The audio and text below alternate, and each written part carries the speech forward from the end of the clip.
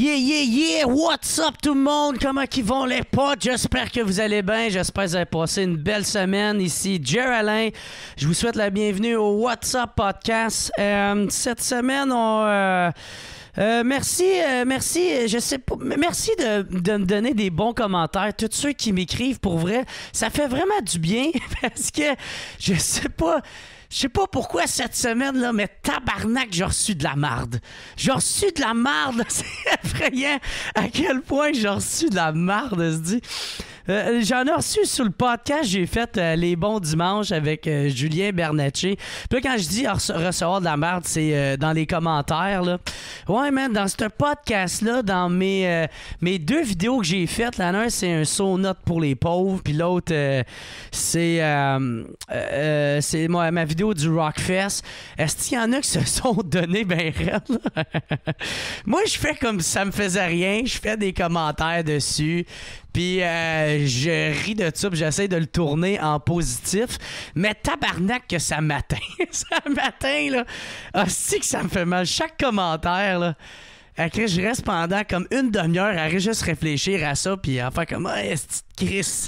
Ah, fuck you, toi, est-ce que tu vas chier, tabarnak? » Ça me rentre dans la tête, c'est effrayant. Fait que, en tout cas, juste vous dire que ceux qui m'écrivent pour me dire qui aiment qu'est-ce que je fais, puis qui pensent comme moi, puis qu'ils se rejoignent dans qu'est-ce que je fais. Merci beaucoup, c'est vraiment... Vous savez pas à quel point c'est apprécié, okay? C'est très apprécié.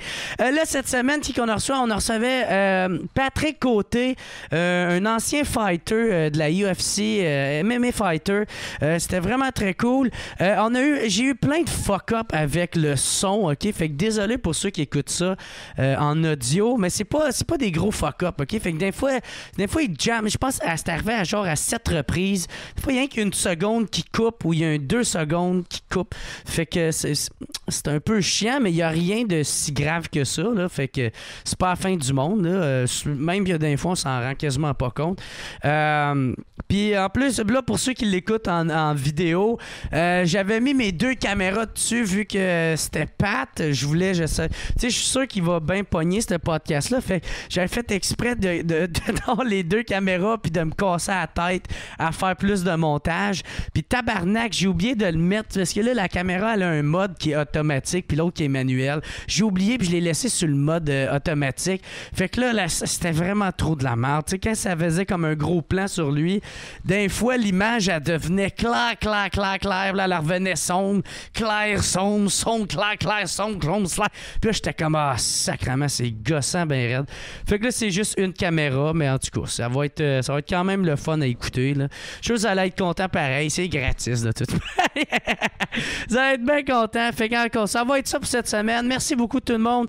Comme je vous disais, il va y avoir une date, la tournée Blackout en septembre. Je le recommence, tournée Blackout septembre 2018. Il va y avoir encore plein de dates, fait que c'est encore le temps de nommer vos villes. Ou sinon, quoi d'autre? La dernière fin de semaine, il y en a bien qui me parlent du Saguenay, là, mais la dernière fin de semaine d'août, qui est, si je me souviens plus des dates, là, mais je sais qu'il y a le 1er 2 septembre, il y a peut-être le 30, je pense qu'il y a le 30, puis le 31, puis le 1er, puis le 2 septembre. C'est ça, le 30-31 août, puis 1er, puis 2 septembre. En tout cas, j'enregistre mon podcast live au Festival d'humour de Alma. Fait que je vais être là. Ça a rasé de choquer. Finalement, on s'est entendu avec un deal. Puis je pense que ça va y aller. Je pense que ça va y aller. Mais en tout cas, si ça choquera. Là, mais en ce moment, jusqu'à présent, ça marche. Vous pouvez venir voir ça. Et gars, ça va être ça pour cette semaine. OK? Fait que merci beaucoup tout le monde encore une fois. Vous savez pas à quel point je vous aime. OK? J'ai beaucoup d'amour. Tous ceux... Tous ceux qui m'écoutent, tous ceux qui trippent sur ce que je fais, je vous aime en tabarnak. Les autres, allez te chier. Vous me comprendrez jamais. Non. Non, pour vrai, ils ont le droit à leur opinion. C'est juste, stick d'un fois, le tabarnak, est-ce qu'il y en a qui ont de l'air cave. Il y en a, man, qui me donnent des commentaires négatifs, mais constructifs. ou négatif, respectueux. Ouais, je vais plus aller avec ça. Puis, je respecte ça, man. Parce qu'au moins, si tu m'insultes pas, tu fais juste faire comme... Puis souvent, pas souvent, mais il y en a qui marquent des bons points, pour vrai. Pour vrai, il y en a qui marquent des bons points. Il y en a d'autres que je suis juste pas d'accord avec. Puis, genre, il y a 80% de dire... C'est des hosties de caves qui font comme... Jerry Alain, c'est un crise d'imbécile, ce gars-là. T'es un esti de crotté. T'es un esti... Je fais comme tabarnak, man. Tu sais, comment que... C'est sûr, esti que... Je vais te répondre en faisant comme fuck you, là, tu sais. Ben, c'est juste ça que j'ai le goût de faire, là. Mais en tout cas, peu importe, là. Fait que, gros merci à vous ceux qui m'écoutent. Puis les autres, ben, je vais commencer à vous ignorer. Fait que merci beaucoup tout le monde. Passez une excellente semaine. On se revoit la semaine prochaine et passez une excellente semaine. Au revoir tout le monde, ciao.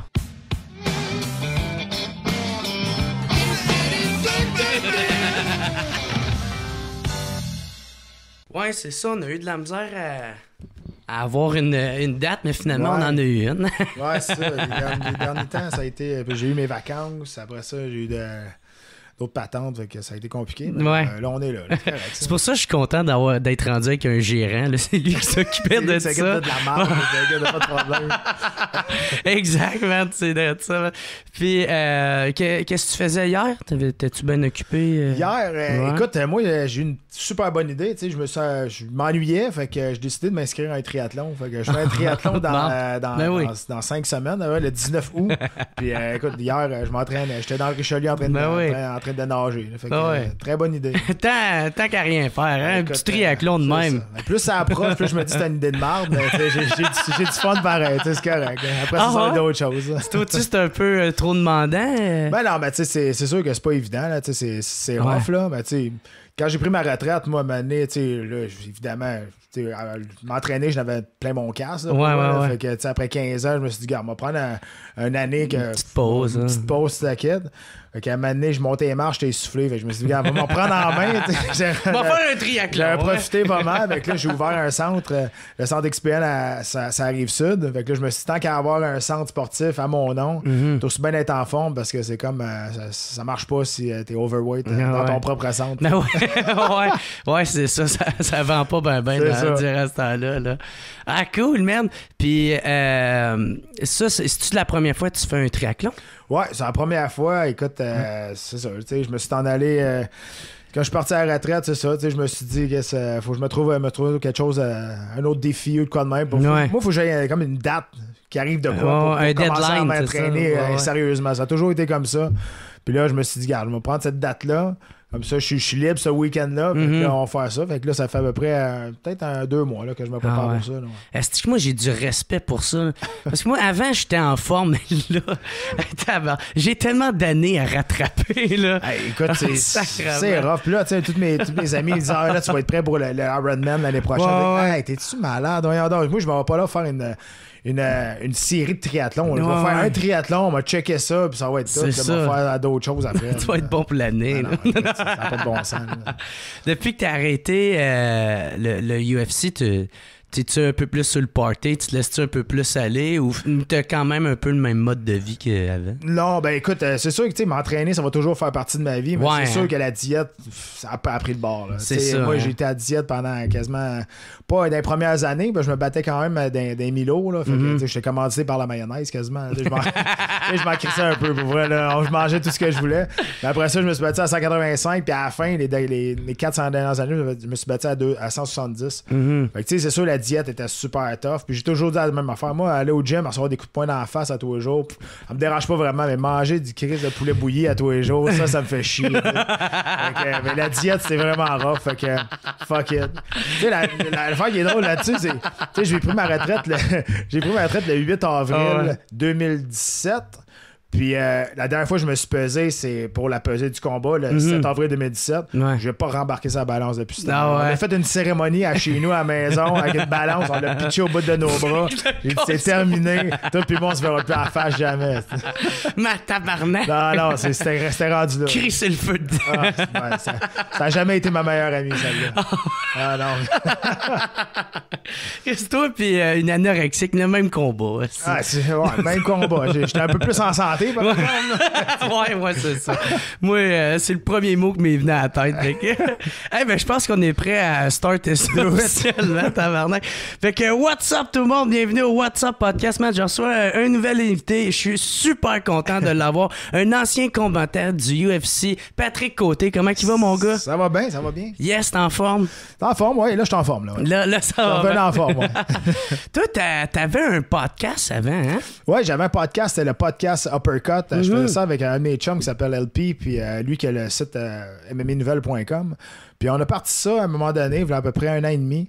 Puis ça a pogné vraiment gros. C'est un podcast sur le MMA, puis on parlait du UFC, du Bellator, puis les affaires de même.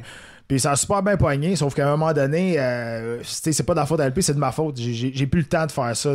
Ça prenait quand même 3 heures de mon temps. Puis on faisait ça quand on est capable d'être en même temps ensemble. Ben c'est ça, vous êtes les deux. On était les deux, fait que je pouvais pas faire ça tout seul de mon bord. Fait que, fait que ça venait compliqué. Puis depuis qu'on a arrêté ça, ben le monde sont un peu déçus parce qu'on avait bien du monde qui nous suivait, puis nous posait des questions. Puis on avait bien du fun à faire ça. Puis surtout toi, t'es un connaisseur. On a eu Dana White, on a eu Firas Abbé, on a eu Georges Saint-Pierre, on a eu Mike Goldberg, on a eu Bruce Buffer en entrevue dans notre podcast. Fait que, on a été chercher des gros noms. Fait que c'était sûr que on était le podcast qui parlait du MMA en français, le plus gros. Là, n'existe pas. Sauf que c'est ça. C'était un manque de temps pour moi, mais j'aimais bien ça faire ça. C'était-tu en anglais, en français? Non, c'est en français. En plus? Ouais, c'est ça, on était ça. Mais tu sais, c'est une pause. T'sais, j'ai dit, on a mis ça sur la glace. Ouais. Je dis pas qu'on va pas revenir à un moment donné. OK. Mais tu sais, en même temps... entre 2 triathlons, là, tu vas avoir le temps. Il n'y aura pas un deuxième. Triste de coller à peser, là, de l'autre bord, là. Mais tu sais, c'est comme ça. Mais en même temps, c'est un hobby pour moi. Tu sais, je gagne pas ma vie avec ça. Là. Fait que tu sais, des fois, j'ai une petite fille en plus. Faut que je m'en occupe. J'essaie d'être un bon père. J'essaie de donner l'exemple. Puis, est-ce que... ouais, c'est ça. Est-ce que, maintenant, t'avais toute une équipe avec ça ou c'était juste pas mal vous deux? Puis après ça, vous arrangez avec le montage puis le mettre en Non, on était juste nous deux. Puis c'est LP qui s'occupait de faire le montage. Puis on avait été... Il y a une petite compagnie qui nous avait fait notre intro qui était vraiment cool là, pour nous autres. On était juste nous deux là-dedans. Puis c'est ça. Puis tu sais, vraiment, je prends le blâme. C'est de ma faute. J'ai juste pas le temps de le faire à cette heure. Puis LP, lui, c'est quoi son background? Lui, viens-tu du MMA? Lui, LP, il a fait un peu d'arts martiaux, mais depuis, je pense, 10-12 ans qu'il a ce site-là, mmanouvelles.com, puis écoute, tout le monde le connaît, là, vraiment ici au Québec, là, de ce site-là. C'est un peu comme le Sherdog ou le MMA Junkie, les plus gros sites web aux États-Unis qui donnent les nouvelles en temps réel. MMA Nouvelles, c'est à peu près ça, mais en français ici au Québec. Ah, très cool, man. Ouais. Puis comment il est venu à faire votre association, vous deux ensemble? Ben, c'est moi qui l'ai approché parce que, tu sais, LP, il a une grande gueule, puis il n'y avait pas besoin de se contraindre à se la fermer quand il fallait pas. T'sais, moi, j'ai des choses que je pouvais pas dire parce que j'étais encore combattant ou que je travaille encore pour le UFC. Fait que c'est sûr que, tu sais, bâcher l'UFC par en arrière, des affaires de même. Fait que, tu sais, c'était plus ça, mais lui, il était comme un peu, c'était comme mon fou du roi un peu. Là. Lui, il se lâchait lousse, puis il avait pas peur de dire ce qu'il pensait, puis je pense que c'est ça que le monde aimait. Mais c'est ça la glace. J'ai adoré faire ça, mais je dis pas qu'on reviendra pas. T'es-tu un amateur de podcast? T'sais, tu me dis que tu en avais écouté une couple des miens. T'écoutes-tu sous-écoute? Ouais, j'écoute sous-écoute. J'écoute le tien aussi. Écoute, quand je suis en auto, j'en mets des fois un ou deux. Là. C'est en train de gagner vraiment de l'ampleur, le podcast. Parce que c'est easy going, puis tu peux mettre ça partout. Ouais. C'est quand tu veux aussi. Tu peux mettre ça quand tu t'entraînes aussi. Fait que, ça passe le temps, puis c'est le fun. Quand t'as de quoi à dire, là, c'est le fun d'écouter aussi. T'avais-tu bien du reach pareil pour un podcast québécois? Ben, surprenamment, oui, parce que le site MMA Nouvelles est beaucoup connu en France aussi. On avait du monde en Europe qui nous écoutait, des Belges, des Français qui nous envoyaient des questions, parce qu'on prenait tout des questions puis on les répondait à la fin de notre podcast, des questions sur le MMA. Puis il y en avait, je te dirais, il y en avait vraiment beaucoup, là, quasiment la moitié que c'était du monde qui venait de l'autre bord là, de la France ou de la Belgique. Fait que ça, c'était vraiment cool. Fait qu'on avait quand même un bon reach. Ouais. Ben ouais, c'est encourageant ça dans ce temps-là. Ouais, c'est ça. Mais tu sais, en même temps, je veux dire, ça payait pas mon loyer non plus. Ouais, c'est ça. Il faut que tu fasses des choix. Ouais. Mais c'est ça. Mais tu sais, j'avais vraiment du fun à faire ça. Tu sais, comme moi, mon podcast, même si ça me paye pas en cash, ça me fait grossir mon fanbase. Puis là, quand j'annonce mes dates de show, de spectacle, ben là, le monde Ouais. va voir. Fait que, tu sais, c'est là que c'est payant. Ouais. Mais tu sais, si tu fais pas de show nécessairement. Pas de show encore. Ouais, Pas c'est encore. ça. À moins que tu veux faire du stand-up. Quand tu fais du stand-up. Attends, on va faire mon triathlon en premier, on verra après. OK? Une chose à la fois. Ouais, c'est ça. Ouais, c'est un peu moins demandant, je pense, du stand-up. Ben, malgré qu'on le sait pas. On verra. Cool. Fait que là, ça, là, t'as accroché les gants. Yes. Ça fait combien de temps de ça? 1 an et demi, je te dirais, c'est au mois d'avril de l'année passée. Là. Puis ça te manque-tu? Pas en tout. Oh non! Zéro, ça me tente pas. Zéro. Tu sais, des fois, tu retournes, puis tu sais, je vais voir des shows, des fois live, là. Puis Ouais. je décris les combats aussi du UFC, tous les combats, j'ai Ouais, décrit c'est en tes français. commentateurs Ouais, aussi. depuis 10 ans pour eux autres. OK. Je suis comme le Joe Rogan francophone. Ouais. Tu sais, je suis comme lui, Ouais, tu sais. ouais, c'est ça. Sauf que je fais moins de cocaïne. Mais bon, Moi, ça dope. moi, ça dope un peu. Mais écoute, c'est ça. Puis, tu sais, des fois, il dit, moi, ça me manque, je retourne. Hey, moi, j'envie aucunement les deux gars qui sont là-dedans. Là. Moi, j'ai fait le tour, je suis parti sur mes conditions. C'est correct. Ouais. Tu sais, moi, je suis parti de T'as là. prouvé parce qu'est-ce que t'avais à prouver. Puis... Ben, c'est ça. J'avais fait le tour, puis à la fin, ben, tu sais, je savais que j'allais plus me rendre. Tu sais, je me suis rendu une fois au combat de championnat du monde, puis après, je savais que j'allais plus me rendre au championnat du monde. J'avais préparé mon après-carrière. Puis écoute, tu sais, on s'entend, on se tape sa gueule pareil. Là, tu sais, Ouais. c'est des coups à la tête, des affaires de même. Là, j'ai une famille, tout ça. Tu sais, fait que ça me tente d'être capable de courir après le ballon avec ma petite fille, mais qu'elle ait 5 ans, puis pas juste être un légume dans mon salon. Puis, c'est ça. fait d'autres choses. Il y a eu le frisbee. C'est ça, tu sais. Fait que c'est dangereux. Fait qu'à un moment donné, fait que tu choisis ta santé à la place de ta fierté, puis c'est bien correct de même. Ouais. Ça a-tu été dur, par exemple, de dire bye? Ça a été peut-être un petit peu moins dur parce que j'avais préparé mon après-carrière. Tu sais, Les 2 dernières années, je me battais pas parce que c'est sûr que je t'ai payé. Tu sais, l'argent, c'est du cash tout le temps le fun. Là. Ouais. Mais j'avais pas besoin de ça pour vivre les 2 dernières années. Fait que tu sais, c'était comme du bonus pour moi. Fait que je le faisais parce que ça me tentait. Puis encore, tu sais, j'étais encore accroché bien gros après avec ce sport-là à cause que je suis commentateur pour l'UFC. Mais c'est sûr que ça n'a pas été facile. Là. Tu sais, je veux dire, ça a été 15 ans de ma vie. Ça. Tu sais, je veux dire, du jour au lendemain, tu passes à... Je m'entraîne 3 fois par jour au gym. Je me lève, le bébé pleure, puis le chien jappe. Ouais. T'es là, OK, faut que je m'occupe, faut que je me trouve quelque chose. Fait que là, tu sais, je me suis trouvé une coupe de... Je me suis reparti d'autres projets, Ouais. dont la bonne idée d'un triathlon. Fait que c'est ça.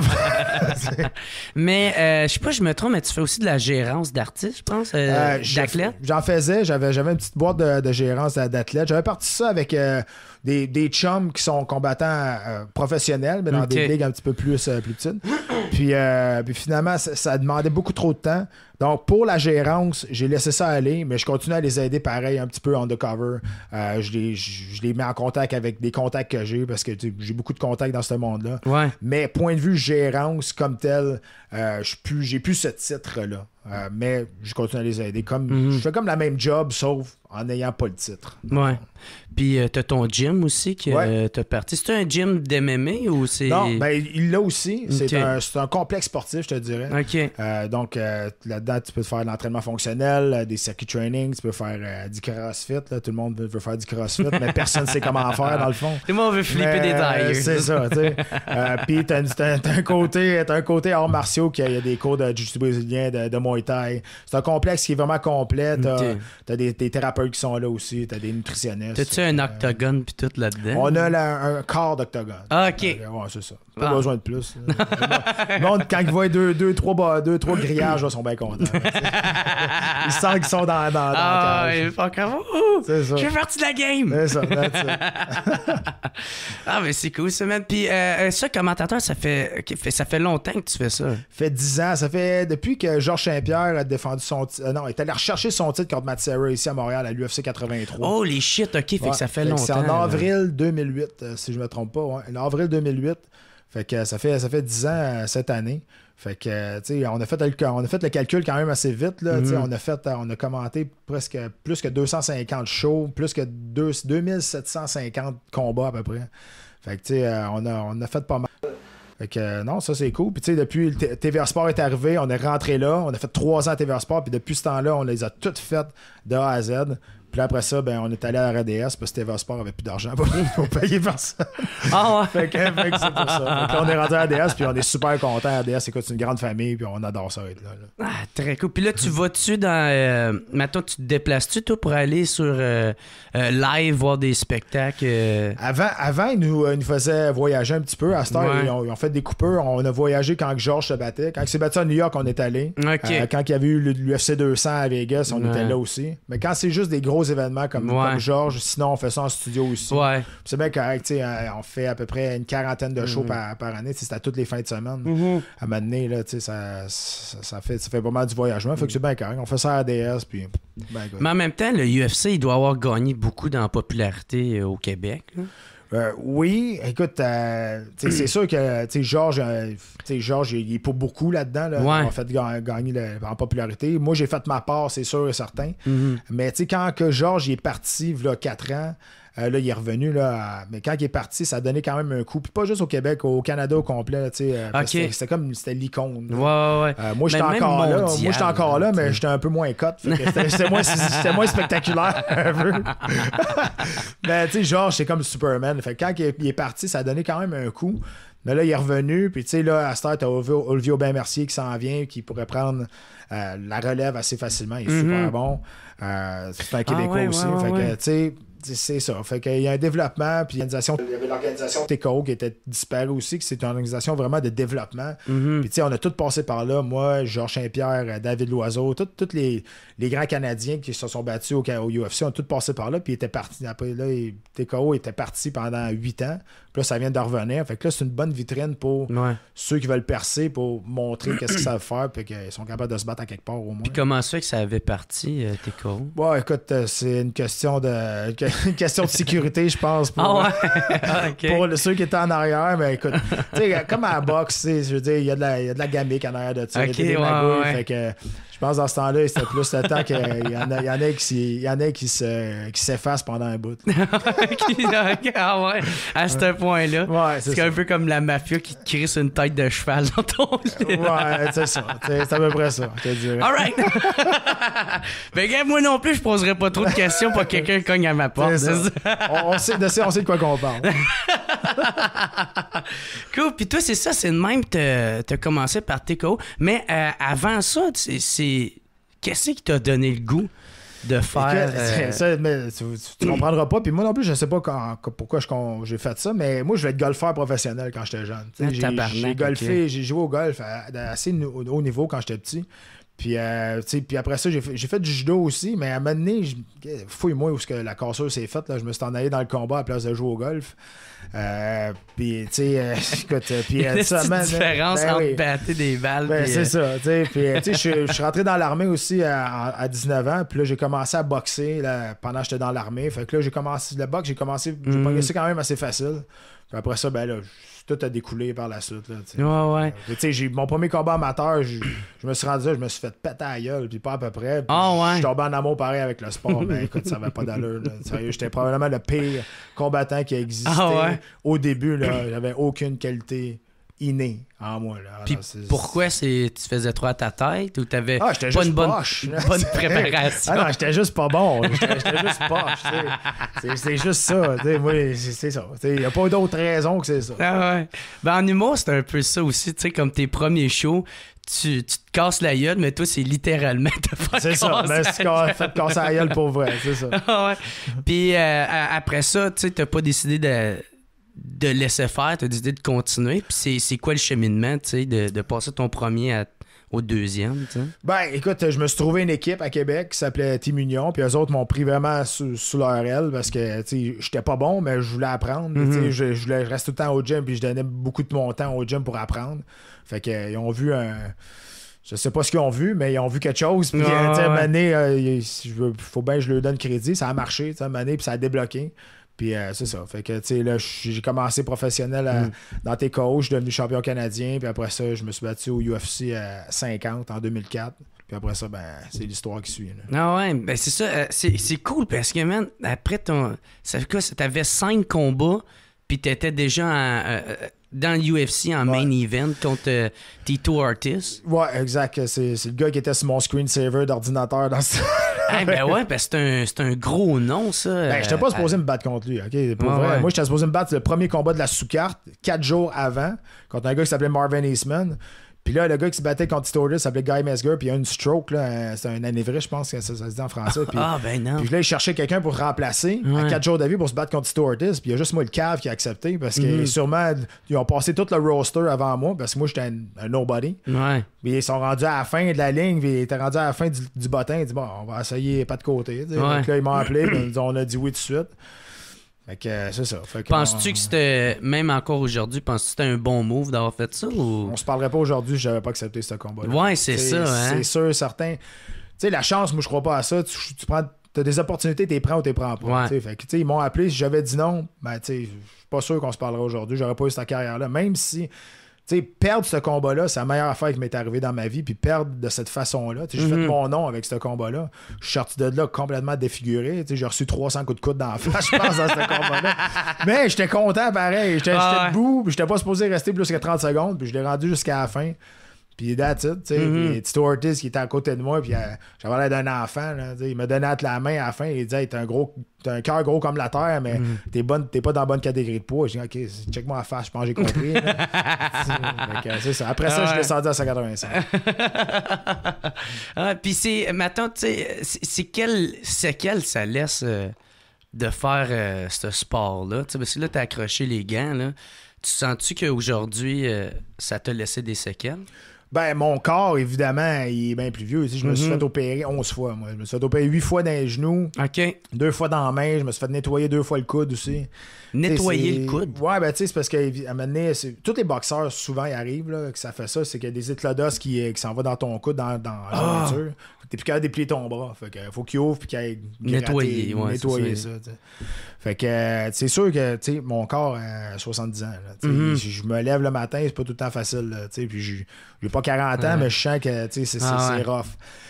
Les coups à la tête, écoute, moi je me suis jamais fait knocker, perdre conscience solide là, pendant mes 15 ans de carrière. Sauf que mes 2 derniers combats, je me suis fait plier, faire plier les genoux, je me suis fait plus cogner que dans mes 15 dernières années. Puis c'est pas parce que mon menton est plus bas et moins bon, c'est parce que les coups, j'ai vu plus venir. Tu ralentis avec l'âge. Fait que c'est sûr qu'il y a les séquelles, les coups à la tête, puis à trois fois j'oublie quelque chose, ou ben non, je manque quelque chose, je fais tout le temps la même joke, je dis les coups à la tête, ça vient me chercher. veux pas, c'est sûr que c'est sûr que j'ai des séquelles de ça, mais j'ai jamais eu de grosse commotion, là, une knockout à terre, en convulsion, la bave qui coule. Ouais, c'est ça. Mettons que le UFC comparé à, je sais pas, le hockey, le football, la boxe, c'est-tu aussi pire? Ben, écoute, c'est sûr que c'est un sport violent, on se tape sur la gueule, c'est sûr et certain. Là. Sauf que, moi, j'ai tout le temps la même chose. Le monde trouve ce sport-là, c'est un sport violent, oui, mais c'est 2 gars entraînés qui sont volontaires qui sont là. Quand tu regardes au hockey, le gars qui arrive fait un cross-check blindside, moi, je trouve ça bien plus violent que 2 gars qui se tapent sur la gueule puis qui veulent se taper sur la gueule. Parce qu'ils se sont préparés. L'autre qui donne un coup de bâton dans les jarrets puis qui n'a rien vu. Ça dépend de ta perception, mais c'est sûr que si tu t'arrêtes à 2 gars d'une cage qui se tapent sur la gueule, d'après moi, t'aimeras pas ça. Ouais. Mais si tu prends le temps de regarder puis de comprendre le sport, tu vas voir qu'il y a un gros respect entre les 2 adversaires. Oui, puis le sport a tellement changé aujourd'hui aussi. C'est sûr que ça a été mal vendu au départ. Là. Au début, t'avais... le karatéka de 145 livres se battait contre le sumo à l'autre bout. Tout le monde qui savent de quoi je parle, là, ils vont avoir l'image tout de suite. Là. Le karatéka, il avait kické dans la face, puis il avait une dent qui avait revolé à l'extérieur. Premier match. Puis tu sais, pire que ça, m'a te conté l'histoire de comment l'UFC a commencé. Ben oui, vas-y. Au début, c'est RDV. RDV, c'est lui qui a parti l'UFC. Et lui, c'était en 93, puis il voulait que... il voulait trouver le meilleur combattant dans le monde. Puis il voulait vraiment que ça soit pas des combats à mort, mais il voulait pas que personne se sauve de l'octogone. Puis au début, il voulait mettre des crocodiles autour de l'octogone. Il voulait mettre des crocodiles, une rivière avec des crocodiles autour, pour être sûr que personne se sauve. Puis, tu sais, quand tu regardes sur YouTube, tu peux aller voir, il a fait un documentaire sur les 20 ans du UFC. Aujourd'hui, ça fait 25 ans que ça existe. Mais il y a 5 ans, ils ont fait un documentaire sur là-dessus, puis tu peux aller voir sur YouTube, c'est le documentaire les 20 ans. Puis au début, il montre, il y a encore le schéma de ça. C'est l'octogone avec des crocodiles autour. Puis il y a quelqu'un qui a fait, ben non, on peut pas faire Ouais, quelqu'un qui a levé la main et dit je pense, c'est pas, je suis pas sûr. Si on veut que ça soit accepté. Le concept, il est bon, mais c'est ça. Je sais pas sûr. La cage, c'est correct, mais bon, les crocodiles. Il va y avoir des lions. Il y a des lions qui vont sortir. Le gars, il tripe trop ses gladiateurs. Non, ouais, mais c'était fou. Hein. Mon chum m'avait montré un des premiers UFC. Il y en avait un que. Tu sais, il n'y avait pas vraiment de règles, je pense. Il y avait 3 règles. OK. Écoute, ça, c'est bien comique. T'avais pas le droit de mordre, t'avais pas le droit de graffiner, et surtout, t'avais pas le droit de rentrer ton doigt dans aucun orifice du corps. Ah ouais. C'était ça. Ah ouais, que ça soit le nez yeux, ou mais... le tout de gu, écoute, tu choisis, mais t'avais pas le droit. Fait que c'était ça, les 3 règlements. Puis la première fois qu'il y a eu un 4e règlement, c'est à l'UFC 4, je pense. C'est Tank Abbott, parce qu'à l'UFC 3, il avait essayé de te picher à l'extérieur de la cage. Puis la cage était pas à 6 pieds, dans ce temps-là, elle était à 4 pieds. Puis au rendu à UFC 4, il avait mis ce règlement-là. T'as pas le droit de pitcher ton adversaire à l'extérieur de la cage. Tu sais, ça a commencé assez raw, là. Ça a commencé assez au début. T'sais. En même temps, je me dis, hey, le gars qui gagne parce qu'il a rentré son pouce dans le cul d'un gars. Hey Chris, faut le faire. Ouais, c'est ça. Je sais pas si tu le félicites ou si tu ne sers pas en main. Ça, c'est sûr et certain. Ouais, tirer l'autre main. Il va te faire le fist bump. C'est très cool. Mais c'est ça, tu sais, on dit que c'est un sport violent. Tu sais, mettons, toi, Pat Côté, quand tu revenais dans ta vie de tous les jours, c'était quoi la charge sur tes épaules de défendre ton sport à ceux qui le comprennent pas, tu sais? Tu sais, j'ai jamais essayé de défendre mon sport. J'ai tout le temps accepté que le monde, tu sais, c'est pas fait pour tout le monde. Ouais, il y en a qui le comprendront. Mais au moins, de respecter les athlètes qui sont là. T'sais, surtout aujourd'hui, tu peux pas te rendre là. C'est des athlètes, là. Tu sais, faut que tu t'entraînes aussi fort que du monde qui vont aux Jeux Olympiques. Pour voir, c'est de l'entraînement à temps plein si tu veux performer à ce niveau-là. Puis je dis tout le temps la même chose. Tu sais, moi, le patinage artistique, là, j'ai ça. Je suis pas capable d'écouter ça. Mais faire un triple lot, je suis pas capable de le faire, moi. Fait que, tu sais, le gars qui va faire des pirouettes dans les airs, même si j'ai ça, même si je trouve que son habillement, tu sais, ça y fait pas bien, whatever, tu sais, je peux pas dire que c'est cave, ce sport. Ouais. Tu sais, il fait des affaires assez exceptionnelles que moi, je suis pas capable de faire. Fait que c'est un peu la même chose de mon bord. Fait que, tu sais, je disais juste, regarde, t'as le droit. Mais on n'est pas tous des caves là-dedans. Je veux dire, avant, tu pouvais mettre un goon de hockey face à un portier, puis le monde allait là juste pour voir un gars qui allait se faire patter le nez. Ouais. Aujourd'hui, c'est plus de même. Aujourd'hui, c'est des athlètes incroyables, des anciens Olympiens qui sont là. Fait que c'est juste ça. Bottom line, c'était juste de respecter les athlètes qui étaient là-dedans. Ben oui. Puis c'est... Puis l'évolution de tout ça, parce que toi, t'as commencé comme d'un début au Québec, tu sais. Puis c'est quoi l'évolution que... Ben, regarde, je vais juste te dire, mon 2e combat professionnel, je me suis battu au Colibri à Victoriaville. Okay, ça, c'est l'hôtel. Puis on se battait dans le sous-sol. Oh, ouais. Dans le sous-sol de l'hôtel Colibri. Puis on n'avait pas le droit de soulever notre adversaire, puis sinon on pognait les jinxers en haut. Fait que, tu sais... Ah, sacrément. Puis ils en ont fait un autre après. Puis il y a un gars qui l'a levé, puis il a pogné les jinxers, puis ça a tout parti. T'sais? Fait que tu vois, ça a parti de là, puis ça s'est rendu jusqu'à dans des shows comme à Toronto ou en Australie qui ont rempli 55 000 personnes à l'UFC. T'sais. Fait que c'est sûr que ça a commencé à quelque part d'assez raw, mais il fallait que ça commence à quelque part. Là. Ben oui. Puis c'est quoi les sacrifices, mettons, qu'un combattant il doit faire pour pouvoir accéder à un match en main event là, ou pour la belt, là, tu sais? Ben, les sacrifices, c'est sûr que si tu gagnes, ça va bien. Là. Ouais. Tu vas commencer à monter, mais j'imagine que tu as dû sacrifier quand même beaucoup d'affaires pour pouvoir te rendre où c'est que t'es. Ben, c'est sûr, c'est plus au niveau du côté social. Surtout l'été, moi, j'essayais de me battre le moins possible l'été parce que ça fait chier. Là, t'arrives à quelque part, t'es à diète, tout le monde est ça a bière, puis sur le barbecue, les saucisses, les burgers, puis toi, tu manges ton brocoli. Là. Et tu vas tous les envoyer chier, pour vrai. Là. Fait que, ça, point de vue sociable, c'est sûr que tu te coupes un peu du monde social. Tu sors pas avec tes chums, t'es plus souvent à la maison. Fait que t'es plus vraiment focusé. Je dirais un training camp, c'est peut-être 2 mois avant le combat, puis après ça, ben, tu peux reprendre ta vie normale, mais ça revient toujours, c'est un cycle. Fait que c'est plus ça. La diète, c'est jamais le fun. Je veux dire, je n'allais pas manger souvent au restaurant avec ma femme là, quand j'étais sur la diète. Moi, je marchais à 215, je me battais à 170. Fait que disons que la diète, je n'avais pas le droit de me cheater à quelque part. Là. Ouais, hein? Puis maintenant, c'est ça avec... même ta femme, as-tu a dû faire des compromis aussi, tu sais, pour... Ben, c'est sûr, tu sais, je veux dire, à un moment donné, ça vient quasiment comme une femme toute seule, tu sais. Ouais. Elle s'empêche pas de sortir avec ses amis, elle s'empêche pas d'aller faire du barbecue de quoi de même, tu sais. Ouais. Mais souvent, moi, j'aimais mieux rester à la maison, moi-même, à la place que d'aller avec tout le monde qui sont sur le party, tu sais, parce que... Ça vient trop entraînant. Ça vient déprimant, tu sais, je veux dire, moi, j'ai pas de fun, là, tu sais, je veux dire, okay, tu vas aller sur la brosse, c'est sûr, tu comptes une joke, t'es un peu feeling, tu vas rire, mais c'était pas feeling, tu vas dire, ok, c'est pas si drôle que ça. En fond, pas mal mes soirées. C'est ça. Tu sais, quand le monde. Puis, tu sais, tout à l'heure, si on parlait avec. Tu sais, tu t'es battu contre Tito Ortiz. Ça a été quoi, même si t'étais à 4 jours du combat, comment tu t'es préparé pour ça? Parce que, tu sais, tu peux pas arriver et être bandé devant lui, tu sais. Écoute, j'ai pas eu le temps de me préparer, puis c'est ça la meilleure affaire qui m'est arrivée. Tu sais, j'ai pas eu le temps d'être nerveux. J'avais appelé mon chien Tito, moi. Ce gars-là, c'était mon idole. Ouais, j'avais un Golden Retriever qui était blond comme lui. Puis 1 an et demi avant que je me batte contre lui, je l'avais appelé Tito comme en honneur de lui. C'était comme mon idole. Aussi bon. Oui, c'est fucked up. Là. Cette histoire-là est complètement bizarre. Puis tu sais, c'était mon screensaver, ce gars-là. J'allais sur mon ordi, je le voyais à tous les jours. Puis, tu sais, 4 jours après, il était en avant de moi, il voulait me casser la gueule. Tu sais, ça a l'air niaiseux, mais j'ai pas eu le temps d'être nerveux. Fait que je pense que c'était la meilleure affaire qui pouvait m'arriver. J'étais supposé me battre cette carte-là, j'étais prêt. Mais 4 jours après, ben, j'étais le main event. Mon premier combat UFC, le premier Québécois qui s'est battu au main event dans l'émission de l'UFC. Hey, vous pouvez pas demander mieux. C'est sûr que. Puis, tu sais, même si j'avais gagné là, aujourd'hui, on se parlerait peut-être pas non plus. Tu sais, j'étais pas dans la bonne catégorie de poids. Puis, dans ce temps-là, Tito Ortiz était encore au top. Fait que, tu sais, je l'ai sonné à 30 secondes du premier round. Là. C'était pas relevé. Ouais, c'est ça. Tu sais, j'aurais été content, mais j'aurais été dans la marde, pour vrai. Là. Parce qu'après ça, tu t'avais Randy Couture, t'avais Chuck Liddell, t'avais Vitor Belfort qui était tout là.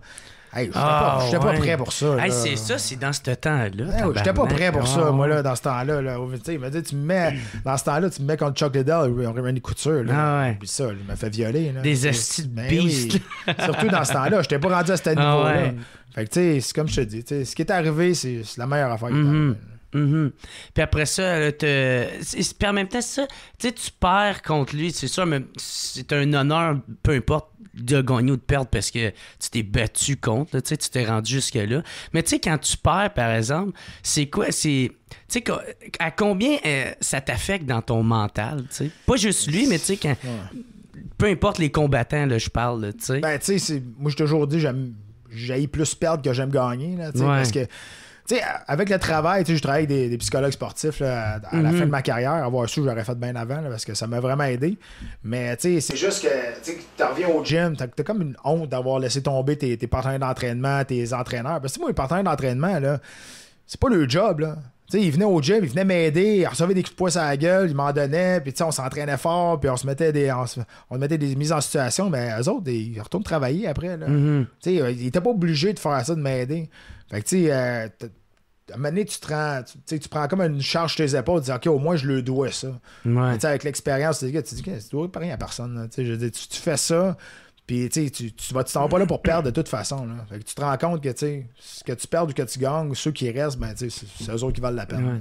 Parce que, tu sais, moi, j'avais entendu dire que quand Georges avait perdu contre un des 2 matchs, je me souviens plus lequel, là, mais il avait engagé un psychologue parce que ça y avait bien joué dans la tête puis il voulait comme se remettre son minding à puissance, tu sais. Ben oui, ben tu sais, ça vient, c'est juste mental, tu sais. Maintenant, tu sais, rendu à ce niveau-là, tout le monde, on s'entraîne tous de la même façon. Il y en a qui ont de meilleures qualités athlétiques, peut-être à gauche, à droite, mais on fait toutes la même chose. On s'entraîne à jiu-jitsu brésilien, en lutte, puis en boxe ou en muay thai. T'apprendras pas... Je me battrai pas contre quelqu'un qui vole. Là. Je veux dire, il n'y a pas des cartes de magie. Il va m'envoyer une boule de magie. C'est pas un Pokémon. Là. Non, on n'est pas à Donjon et Dragon. Tu comprends? Là? C'est pas de même ça marche. Fait que, rendu là, ça revient à 80% dans le mental quand même. Je dis, si t'es capable de gérer la pression, t'es capable de. Quand t'es dans la merde, t'es en dessous, si tu paniques pas, t'es capable de te relever. Puis la confiance aussi, sûrement. T'sais. Ben, c'est juste ça. Quand t'embarques dans le ring, t'es imposant, genre, je sais pas. T'sais. Ben, tu sais, ça, je dirais, c'est plus à apaiser la veille. Tu sais, quand t'as le face-à-face, il y a bien des affaires qui se passent. Souvent, t'essaies d'intimider l'autre, tu regardes dans les yeux, l'autre veut pas te regarder.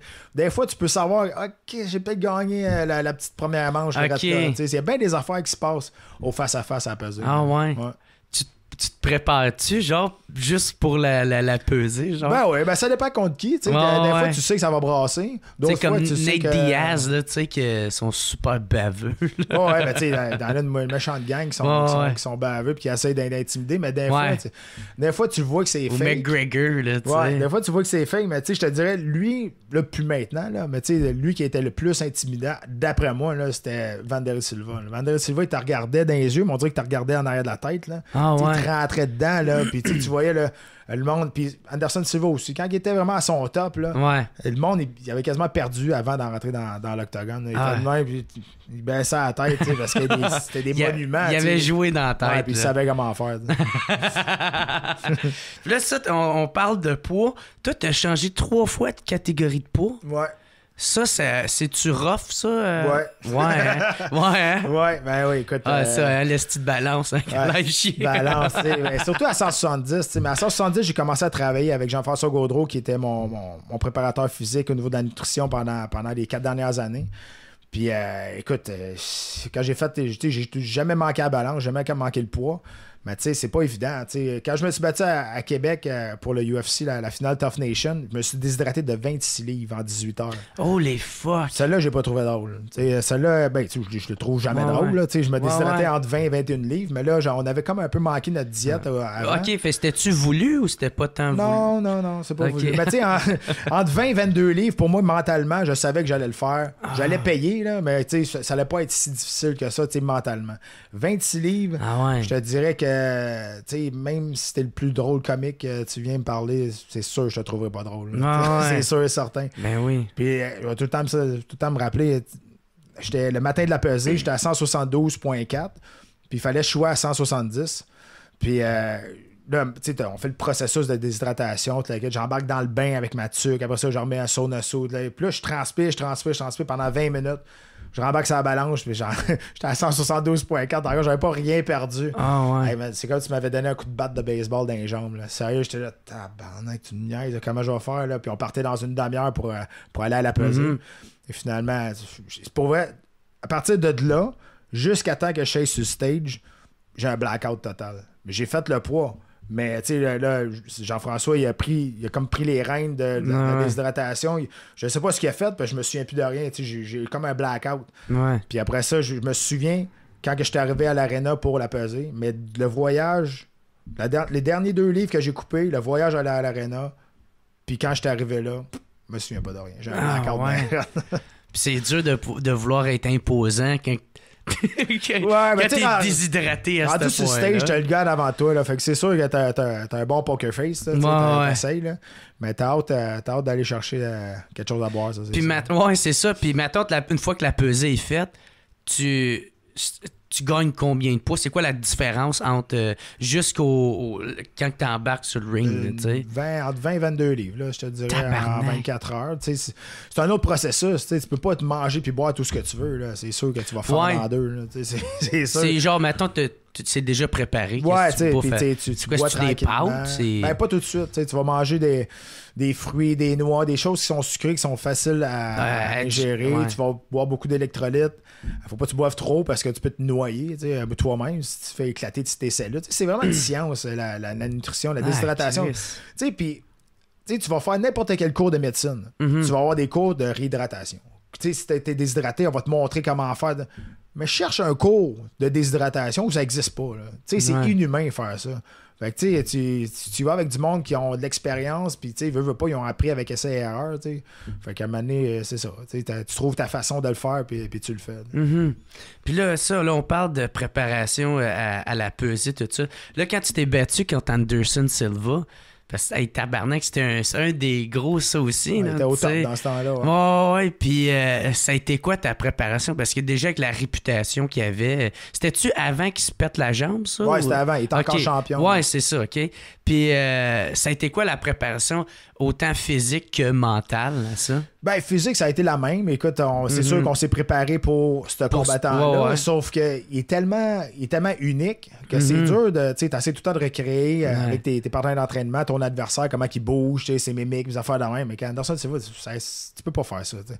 Il est comme unique. Là, il bouge tellement parfait. Puis, surtout dans ce temps-là, c'était l'UFC 90, puis c'était pour le championnat du monde des poids moyens à 185 livres à Chicago.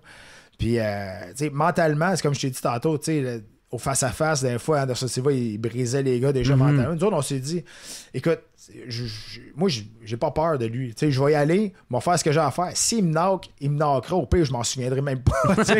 C'était vraiment ça mon approche. Ouais. Et je pense pour ça que j'ai bien fait quand même. J'étais le premier où UFC à l'amener au 3e round. Ouais, c'est ça. Ouais. C'est fou, ça, man. Puis, t'es arrivé une bad luck au mauvais moment, c'est sûr. Ouais, tu t'es blessé. Je me suis éclaté le genou.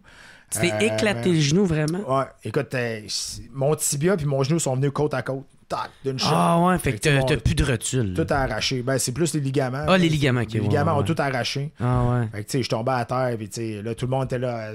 Il a faké. J'étais pas en train de me faire péter la gueule. Là, ça allait super bien. Puis, veux pas, moi, j'étais un puncher. Là, fait que, quand on arrive au 2e ou au 5e round, si je te pince, il y a des bonnes chances que tu tombes. Fait que, j'avais une chance jusqu'à la fin. Mais bon, je me console en me disant que j'ai un combat de championnat du monde dans ma vie, puis il y en a bien qui n'auront pas. Ouais. Ah, c'est fou. Puis comment tu l'avais eu, ce combat-là? C'était-tu... j'avais une série de victoires, de 4 victoires de suite au UFC, dont 2 knockouts. Ouais, c'est le même, ça marche. Hein? Ouais. Puis à l'UFC 86, je m'étais battu contre un Brésilien qui s'appelle Ricardo Almeida, puis c'était pour l'aspirant numéro 1. Il nous l'avait dit d'avance. Okay. Puis j'avais gagné par décision. Puis à la conférence de presse, après, il l'avait annoncé. Fait que toi, tu le savais que tu t'en allais quasiment pour ça, non? Après ce combat-là, oui, je le savais. Ouais. OK. Ah, c'est cool. Puis pour le mental, y a-tu une préparation de plus? Faut que tu fasses, tu sais, parce que, tu sais, sur ça, avec la réputation qu'il y avait, faut pas que tu aies peur en arrivant devant lui. Non, c'est ça. Puis, je pense que c'est un travail avec ton équipe aussi. Puis, moi, je me suis toujours dit, si j'ai pas triché dans mon entraînement, dans ma diète ou de quoi de même, si j'arrive là, c'est que tu mérites ta place. Je veux dire, c'est parce qu'il était meilleur que moi ce soir-là. Si je suis nerveux, c'est parce que j'ai un doute dans ma tête. Fait que j'essayais de ne pas avoir de doute en n'ayant pas triché nulle part. Fait que j'arrivais, je dis que je peux pas être dans la meilleure condition physique, mentale. Fait que, tu sais, s'il me pète, il me pète. Qu'est-ce que je te dis? C'est ça. Ah, fait qu'une fois que tu acceptes ça, c'est plus facile de... moi, c'est comme ça. Je pense pas que tout le monde est pareil, là, mais moi, c'est le même. Là. OK. Puis là, quand tu t'es blessé, ça a été combien de temps de récupération? Ça a été 1 an et demi de récupération et qui est 65 livres. Ah ouais. T'avais-tu peur de ne pas pouvoir en revenir? Ben oui, parce que je me l'ai pété 2 fois le genou parce que 3 mois après, mon genou il a relâché. Il a fallu me reconstruire le genou encore. Mon doc Sébastien Simard, il me connaît par cœur. Je dis, il m'a opéré 11 fois, qui est devenu mon bon ami parce que je pense que c'est le gars là, qui m'a vu le plus souvent tout nu dans ma vie. Mais c'est sûr qu'à un moment donné, des grosses blessures de même, tu sais pas jamais quand tu vas revenir. Puis c'est surtout mental. Un coup, ton corps est correct, c'est ton mental. Tu veux pas faire trop de mouvements brusques. Puis, puis là, ils disent tout le temps, fais attention parce que tu vas moins bouger, fais attention à ce que tu manges. Je suis monté à 250 livres. J'avais plus de place dans ma face là, pour mettre rien. J'étais enflé de même. Mais bon, fait que à un moment donné, là, quand j'ai recommencé, j'ai quand même perdu ça vite. Là, mais les blessures, c'est ça qui fait chier le plus là, pour moi. Ouais, ben oui, surtout ça fait peur. Moi, je me suis pété le genou une fois, puis je cours même plus. Prends plus de chance. Okay. Moi, j'ai me fait mal à rien.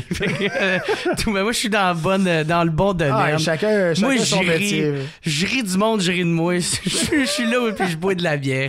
Je suis dans la bonne place. Correct, ouais, ça, là... Toi, vu que tu étais dans l'UFC, puis... c'est quoi l'évolution que le UFC a eue? C'est comme depuis le début. Ça, y a-tu de quoi qui a changé? Ben, écoute, oui, parce que, tu sais, à 93... ça a parti. Puis là, en 2002, les frères Fertitta l'ont acheté pour 2,2 millions. Oui, c'est vrai. Ça. Fait que là, après ça, ils ont perdu de l'argent jusqu'en 2005. Jusqu'en 2005, là, ils perdaient des millions et des millions à chaque année. Puis comment ça? Puis, parce que c'était juste pas rentable. Ils n'avaient pas été capables de mettre ça dans la télé... réflexe Populaire, naturel, télé populaire, exact. Ouais. Fait qu'ils ont failli fermer la compagnie. Ça a passé à une nuit de fermer la compagnie parce qu'ils étaient supposés la fermer.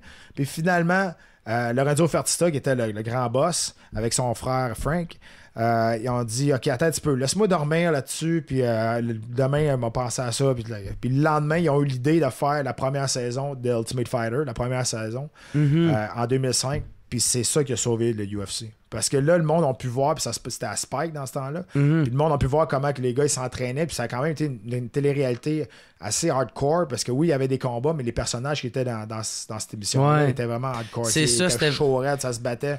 Puis, puis t'avais aussi, quand ils étaient dans les manoirs, là, dans les maisons. Ouais, c'est ça. Fait que là, t'avais vraiment des personnages. C'est ça, tu voyais le backstage d'une vie de combattant. Puis, tu sais, le combat final, Stephen Bonner contre Forrest Griffin, encore aujourd'hui, c'est un des meilleurs combats de l'histoire. Hey, est-ce que ça a saigné, ça, hein? Ça n'avait pas de bon sens, sérieux. Ça n'avait pas de bon sens. Si tu le regardes encore aujourd'hui, tu te dis, ben voyons là, comment ils font pour rester debout. Puis ce combat-là a sauvé le UFC vraiment, là. Parce que c'est ça là qui a sauvé, sinon ça fermait. Puis après ça, ben, le monde, ça a comme eu un grand engouement à cause que le monde avait écouté ça à Spike. Puis là, ils sont rendus à la 29e ou 28e saison, plus les saisons qui n'ont pas eu de numéro. Fait que ils sont rendus quasiment à la 32e saison d'Ultimate Fighter, que moi j'ai participé à 2 fois là-dedans. Ben ouais, c'est ça. C'était comment d'être un coach? Parce que tu représentais Team Canada. Ouais, ben moi j'ai participé à la saison 4 en premier comme fighter. OK. Je me suis rendu en finale, j'ai perdu en finale. Puis, tu sais, c'était écœurant. Tu sais, je veux dire, on restait dans un mansion de 3 millions à Vegas. On s'entraînait 2 fois par jour avec les meilleurs au monde. Puis, tu sais, on mangeait ce qu'on voulait. On avait une espèce de wish list. On marquait des steaks à 45$. On avait ça 2 heures plus tard. Tu sais, c'était name it, là. Ah ouais. Puis, tu sais, il y avait du budget là-dedans. Il y avait surtout beaucoup d'alcool aussi. Tu sais, on s'est arraché là-dedans. Là, moi, j'ai gagné mon premier combat. Puis, tu sais. Eux autres, ça leur faisait des bonnes histoires. Ben oui. Puis moi, je suis content parce que. Ben, je suis content et pas content parce qu'à ce temps, tout le monde peut le voir sur YouTube. Là, tu pars Patrick Côté drunk, tu peux le trouver. Mais ils l'ont jamais passé à télé nationale parce que c'était sur les delete scenes sur le DVD. OK. Mais il y en a un qui l'a mis sur YouTube, évidemment. Je suis complètement arraché. Je suis arraché. Ça dure 2 minutes et demie. Je chante, j'envoie chier tout le monde. Mais tu sais, je suis un happy drinker. Je parle de Georges Saint-Pierre, qui est un bon combattant, mais c'est le pire cornerman ever. En tout cas, c'est hilarant pour moi. Je suis traversé. Là. Puis c'est ça. Tu as reparlé de ce moment-là avec GSP? Ah oui, ben, tu sais, c'est légendaire. Cette côte-là, c'est légendaire. Là, c'est en 2006. Là, fait que, ça a fait le tour. Là, ça a fait pas mal le tour. Fait que c'est ça, je m'étais rendu en finale. J'avais perdu en finale. Ouais. Mais c'est ça, en 2013, il a fait Canada contre Australie. Puis moi, j'étais le coach, justement, de Team Canada. Puis ça avait bien gagné. Hein? Ils ont défoncé. On a tout gagné. Puis je pense qu'il y a juste deux Australiens qui ont gagné un combat en préliminaire. Puis après ça, ils ont perdu. Puis c'était juste des Canadiens qui étaient en finale. Ouais.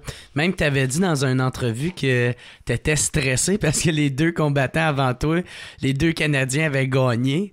Ben oui. Fait que là, toi, t'étais comme Chris, je suis le coach. Faut que je gagne. C'est ça, tu sais, parce qu'on avait balayé la saison, tous les Canadiens avaient gagné, puis moi, j'étais comme. T'as de la pression. Après ça, ces 2 coachs se battent. Je disais, faut pas que je perde, ça va avoir la carte. Finalement, ça avait bien été, j'avais gagné. Comment t'avais trouvé ça d'être coach? C'était cool. Sérieusement, c'est bien plus de job que juste être participant là-dedans. Il faut que tu mettes les trainings, après ça, faut que tu fasses des entrevues, faut que tu t'adaptes à tout le monde, à tous leurs petits besoins. Puis, c'est du sérieux, là. Ben oui, c'est du sérieux aussi, parce qu'à ce temps, tu sais comment c'est populaire, puis tu sais, veux pas. Je suis pas très patriotique, là, mais quand même, on était Team Canada, tu représentes ton pays contre une autre nation. Puis les autres s'en venaient chez nous en plus. C'était tourné à La Tuque. Belle place très populaire. Mais on tournait ça à La Tuque. Fait que c'était important pour nous autres de bien performer. Toi, tu viens-tu de La Tuque? Non, moi, je viens de Rimouski, moi. Tu viens de Rimouski? Moi, je viens d'un petit village d'à peu près 600-700 habitants. Ah ouais? Perdu. Tu cherches mon village, tu continues tout droit, tu te perds, continue, t'es pas arrivé encore. un coup, tu te rends compte que t'es perdu, là, tu vas arriver à mon village. Ah ouais? C'est dans le fin fond des terres. Ça s'appelle Saint-Narcisse, mais c'est le meilleur. Saint-Narcisse? Saint-Narcisse de Rimouski. Tabarnak. Ouais, c'est après Sainte-Blandine, puis après... Sainte-Blandine, Saint-Anatlet. mais t'es à toutes. Qui c'est qu'ils vont chercher ça, ces hosties de noms? Je sais pas, mais tu sais, va dire de quoi. Moi, c'est plus le monde qui reste ça. C'est le meilleur monde au monde. C'est les meilleures personnes au monde. Ils sont super gentils, accueillants. Ils ont pas le même rythme de vie, là. Ils payent pas lui porte là-bas. Ils s'en foutent, là. Mais tu te dis, comment t'as fait pour arriver là? Comment t'as fait pour arriver à cette place-là? Tu sais, à Saint-Narcisse. Là, tu te dis, OK, mais... J'essaie d'y aller à toutes les années parce que ma famille est là-bas, la famille du Ouais, c'est ça, ça a resté là. Puis ils sont super cool. Là, puis eux autres, ils ont bu longtemps de la Wildcat parce que c'est pas parce qu'ils l'aimaient, c'est parce que c'était à moins cher. Parce qu'ils en boivent en esti de la bière.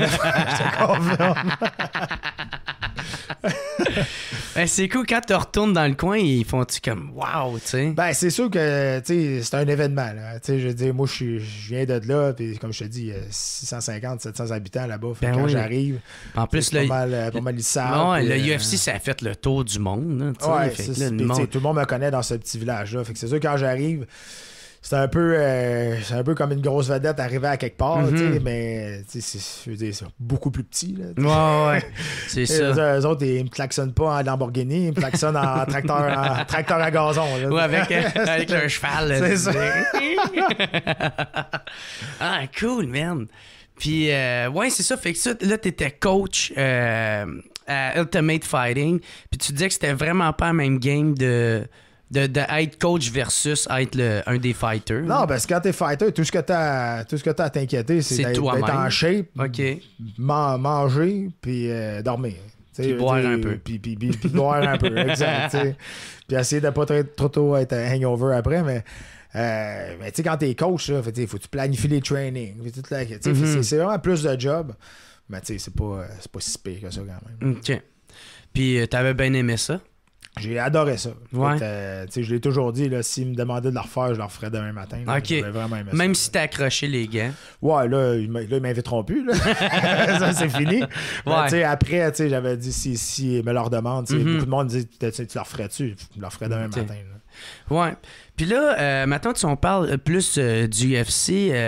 Tu vois, il y en avait un qui avait posé une question dans les commentaires, puis il disait tu me demanderas comment que Dana White traite ses employés versus ses combattants. Y a-tu de quoi que une face cachée de la UFC que le monde ne savent pas? Non, mais tu sais, Dana White, c'est un businessman. Il va prendre soin de toi si tu peux lui ramener de l'argent. C'est ça. C'est comme ça. Moi, le meilleur exemple, c'est que moi, je me suis battu pour le championnat du monde à l'UFC 90. Je me suis pété à la jambe.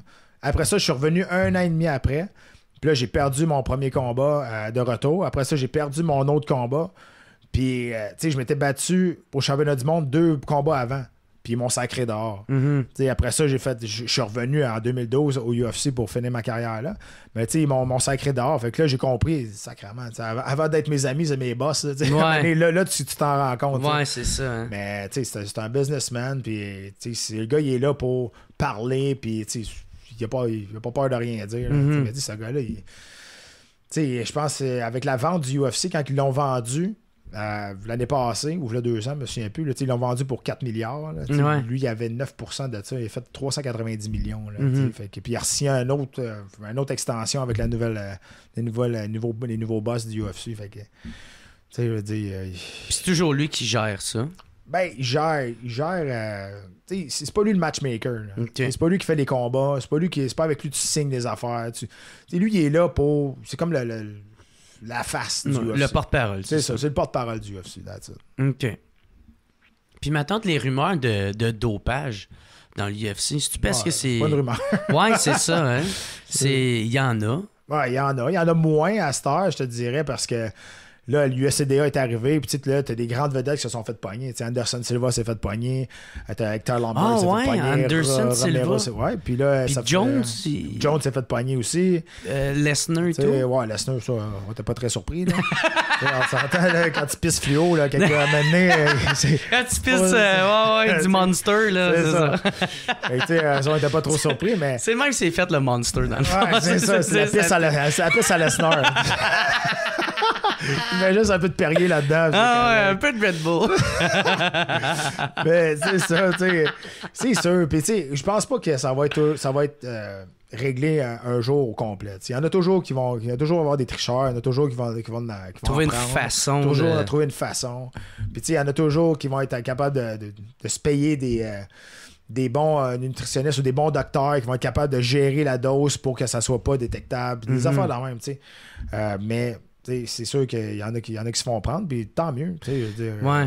Mais pourquoi qu'il y en a qui en viennent à faire ça? C'est-tu parce que ça, ils veulent tellement réussir? Oui, il y en a que c'est une question de vieillesse aussi. Il y en a qui pour récupérer plus vite. T'en as des centaines et des centaines de sortes de stéroïdes. Puis t'en as que c'est pour prendre la masse, t'en as d'autres c'est pour être plus explosif, t'en as d'autres c'est pour récupérer plus rapidement, guérir des blessures. Il y en a qui essayent de prendre des shortcuts puis de se prendre ces affaires-là. Il y en a qui font les bonnes affaires, puis souvent qui peuvent se faire, qui peuvent passer puis sans se faire pogner. Mais je te dirais de moins en moins à cette heure, parce que avant, on était juste testé dans la piste, puis aujourd'hui, on est testé dans le sang aussi. Donc, c'est différent. Puis c'est pour ça qu'à un moment donné, Georges Saint-Pierre voulait quasiment plus se battre ou oui. C'est arrivé après son combat avec le dude avec la grosse barbe. Johnny Hendricks. Drette ça, Hendricks, drette ça. Ouais, puis lui, t'as-tu vu, depuis que l'USADA est arrivé, qu'ils ont fait les tests plus évolués, mais ce gars-là n'a plus jamais été le même. Là. Premièrement, il est devenu fat, il est devenu lent, il est devenu mauvais, il est devenu fucked up dans sa tête. Il n'a plus jamais été le même. Il s'est jamais fait pogner. On peut pas dire qu'il en prenait. Mais quand tu regardes, tu t'en viens à la réalité maintenant, il y a des gars qui ont dégonflé là, à côté. Là, tu te dis, tabarnak, ok, toi, t'étais sur le gros jus. Puis, genre, c'est un peu de sa faute aujourd'hui si l'USADA est au UFC, parce que lui, son cheval de bataille, ça a été ça pendant 40 ans. Il dénonçait les stéroïdes, il dénonçait. Penses-tu qu'il avait raison de le faire? Ben oui, 100%. Parce qu'aujourd'hui, tu vois les résultats. Il y a des grandes vedettes qui se font prendre. Il y en a d'autres qui se font prendre, mais il y en a des grandes vedettes qui se font prendre. Fait que ils passent pas des free pass à personne. Que tu sais un gros nom ou un petit nom, ils vont te pogner. Ils vont te tester de la même façon. Exact. Tiens. Puis, c'est ça. Puis le monde, sont-tu quand même contents que ça soit arrivé, ça, ces affaires-là? Oui. Ces contrôles-là, je veux dire. La plupart, je te dirais oui. Ouais. Il y en a d'autres qui sont plus de la vieille école, là, puis ils disent les combats sont moins fun aujourd'hui parce que les gars sont moins sur le jus, sont moins agressifs, toute la quête. Sacrement, tu sais, je veux dire, on se tape sa gueule, là. Je veux dire, le gars qui est sur le stock, toute la kit, là, ça te donne pas du talent, le stock, là, mais tu sais, ça peut te donner, tu sais, devenir plus musclé, devenir plus rapide. C'est un boost. T'es rendu au 5e round, puis tu sautes, t'es aussi frais que rendu au premier round. Sacrement, tu te poses des questions à un moment donné, tu sais, fait que ça revient juste à jouer à ça. Tu sais, dans ce genre de situation-là, c'est quasiment une arme que tu amènes avec toi dans l'octogone si t'es complètement boosté au jus. Fait que c'est ça pareil, mais c'est sûr qu'il y a des combattants qui dominaient avant qu'aujourd'hui, ils sont plus là. Ils sont plus là, pas en tout. Ah ouais. Puis maintenant, comment tu vois ça, l'apparition de Brock Lesnar avec Daniel Cormier? Ouais. Hein? Trouves-tu que ça perd en crédibilité? Ben oui. C'était n'importe quoi, là. Si tu veux stager de quoi, engage un scénariste, fais quelque chose pour que ça a l'air réel. Je dis pas que c'était scénarisé que dans les gangs qui knock Miocic. Ça, il l'a fait. Mais après, il est arrivé, puis il s'est fait pousser. T'as vu, il a fait comme un semblant de revoler plus. Ça, t'es là, ah mon Dieu. Puis là, moi, j'essaie de décrire ça, puis de rester sérieux. Là. Moi, j'étais en arrière, là, je regarde humble, ça. Là, je regarde, qu'est-ce que c'est ça, man? J'ai arrêté au bon temps. Ça n'a pas de bon sens. Là, t'es là. Puis là, moi, je suis en arrière de mon micro, là, à ADS. Puis là, qu'est-ce que je dis de potentiellement intelligent pour pas dire que c'est deux caves, tu sais. Je dis, tabarnak. Mais aujourd'hui, il faut que tu comprennes que le sûrement sport... tout le monde aurait été d'accord avec toi. Sûrement, mais c'est ça. Le sport est rendu là. Le sport est rendu, c'est un sport spectacle. Plus qu'un sport de performance sportive, je te dirais. Fait que, tu sais, l'important, c'est de vendre des pay-per-view. Puis ça va vendre des pay-per-view. Fait que c'est ça le plus important pour eux autres maintenant. Mais tu sais, je trouvais que ça passait à la pesée, tu sais, quand ils se regardent, puis tu sais pas si c'est trop vrai ou pas vrai, tu sais, puis ils s'envoient chier des enfants de même. Mais au moins, tu es rendu dans l'arène, tu sais, là, c'était vraiment deux combattants qui se battaient, puis il y avait pas de... Tu sais, il y avait un respect qu'il y avait, tu sais. Mais là, je trouve que trouve ça plate un peu. T'sais, si je veux voir de la lutte, m'aller checker de la lutte. C'est ça. C'est tout ça que tout le monde dit. Puis surtout de la manière que ça s'est passé aussi. T'sais, les deux prennent le micro, on se parle, puis on est rendu où? Là? Ça dégénère ben raide. Là. Puis tu sais... Parce qu'ils ont eu de la pression, les gars, pour le faire? Ben, c'est peut-être pas de la pression de l'organisation, mais ils savent que maintenant, il faut que tu fasses ça pour avoir, tu sais, les grandes vedettes qui ont donné le Cormier, là, ils ont des pourcentages sur les ventes de pay-per-view qui sont vendus. Mm-hmm. Ça, c'est payant. Ouais. Ta bourse, là, oui, tu vas faire une coupe de 100 000 $, mais c'est pas ça le plus payant au bout de la ligne. Là. Au bout de la ligne, c'est si tu vends des pay-per-view puis tu as un 5-10$ de pay-per-view vendu. Ouais. T'en vends 600-700 000 là, à 5$ du pay-per-view vendu. C'est bol, là, tu viens de devenir millionnaire. Là, fait que ça, c'est important pour les grandes vedettes d'aller chercher des pay-per-view, des ratings de pay-per-view si c'est dans leur contrat un pourcentage de ça. Fait que il y en a qui sont à peu près à genre se travestir pour pouvoir... C'est le bon mot. C'est le bon mot. Exact, c'est ça. Ouais. Puis, ben, crime. Ben, c'est ça. Tu sais, ben, c'est sûr que genre. Ben, le sport est rendu là. C'est pour ça, tu sais, quand tu trouves ça le fun ou plate, c'est vrai que peut-être ça dénigre. Ça, pas dénigre le sport, mais tu sais, ça dénaturise le sport un petit peu, mais it is what it is. Je veux dire, c'est rendu là. Il reste que. C'est pas mal moins pire que CM Punk. Je veux dire, CM Punk, ça n'avait pas crise de bon sens qu'il soit là. Je veux dire, ça n'a aucun bon sens que CM Punk soit là et qu'il fasse 500 000 du combat. C'était qui ça, CM Punk? C'est un autre gars de la lutte. OK. Sauf que lui, il n'a jamais rien fait. Tu sais, Brock Lesnar, faut qu'il donne. Il y a une lutte, il y a une carrière de lutte collégiale, lutte olympique vraiment là, solide. Là. Okay. C'est vraiment un athlète. C'est pas juste un lutteur qui fait de ouais, pas qu'un gros goon. C'est vraiment un athlète, là, Brock Lesnar. C'est un épais, mais c'est un athlète. Okay? C'est pas vraiment. Sa grosse épée. C'est une petite veilleuse dans un grand passage. Il faut pas que tu lui poses trop de questions. Mais si un Punk, il est arrivé là, puis il avait 0 combat. Il n'a jamais rien fait dans sa vie. Puis, tu sais, il s'est fait traverser les 2 combats qu'il s'est battu. Puis, c'était pas chic, là. Puis, tu sais, quand tu regardes les autres qui sont en arrière de moi, là, je regardais ça. Puis, j'en connais 18 qui sont capables d'être là à sa place. Puis, des gars qui travaillent, qui bûchent.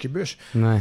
Tu sais, c'est pas plus facile aujourd'hui de te rendre à un haut niveau que ça l'était v'là 10 ans. C'est encore plus difficile parce que tout le monde veut se ramasser là. Fait que c'est bien contingenté. Fait que, tu sais, c'est pas facile de te rendre en haut. Tu sois à bonne place au bon moment ou que tu aies une personnalité extraordinaire. Ouais. C'est pas facile. C'est quoi la réalité, mettons, des Québécois ou de pouvoir se rendre monter là-dedans? C'est-tu bien difficile? Ouais. C'est vraiment difficile. T'sais, à cette heure, t'as The Ultimate Fighter, la télé-réalité qui est une bonne façon de rentrer dans l'UFC si t'es capable d'aller dans cette émission-là. Ouais. C'est une opportunité de plus. C'est une opportunité de plus. C'est sûr que quand tu alignes des victoires puis tu as des bons contacts, tu es capable de te faire voir à gauche puis à droite. Mais c'est pas évident. Même pour les Américains, même pour n'importe qui. À cette heure, l'UFC a un bassin de plus de 500 combattants. Là, fait qu'à un moment donné, c'est pour ça qu'ils font beaucoup de shows aujourd'hui parce qu'il faut qu'ils fassent battre à un moment donné. Mais toujours engagé. Fait qu'à un moment donné, il faut qu'ils slackent ça, il faut qu'ils en mettent à la porte. Des fois, fait que la réalité des Québécois ici de se rendre au plus haut niveau est vraiment pas évident. Puis pour te rendre au plus haut niveau, ben, il faut que tu fasses quasiment ça à temps plein. T'entraîner puis essayer d'améliorer tes skills. Puis si tu te bats au Québec, pourquoi? Pour 2000$. Ouais. 2000, 2500$. Puis si t'es chanceux un petit peu plus que ça, essaye de vivre avec ça. Là, puis un coup que t'as payé ton gérant, t'as payé ton training, essaye de vivre avec ça jusqu'au prochain combat. T'as pas le choix, faut que tu travailles. C'est comme un cercle vicieux maintenant. Toi, à partir de quand que t'as pu commencer à gagner ta vie du UFC? Tu vois, moi, c'est ça. Le combat avec le Tito Ortiz, c'est sûr que j'ai eu une agitation sur ma bourse. Je me battais au premier combat de la sous-carte, je faisais 2500$ plus 2500$ si je gagnais. Okay? Dans ce temps-là, UFC, c'était ça. C'était le minimal. Aujourd'hui, c'est 10 ou 12 000. Ouais. Mais c'est ça. Fait que là, pour Tito Ortiz, il m'avait donné, je pense que c'était 25 000 plus 25 000 US. Okay? Fait que, fait que pour moi, c'était une grosse avancement. Fait que je savais que. Puis là, je suis en train de sortir de l'armée dans ce temps-là aussi parce que je voulais essayer de faire carrière là-dedans. Fait que j'ai vraiment flippé à 25 cents dans les heures, voir si ça allait marcher. Puis ça a marché. Mais ça aurait pu pas marcher puis que je revienne dans l'armée aussi. Ouais. Ben oui. Puis, ouais, c'est ça, tu sais, tout à l'heure, on parlait de Brock Lesnar, puis, maintenant, comment que... Qu'est-ce que tu penses de UFC versus boxe?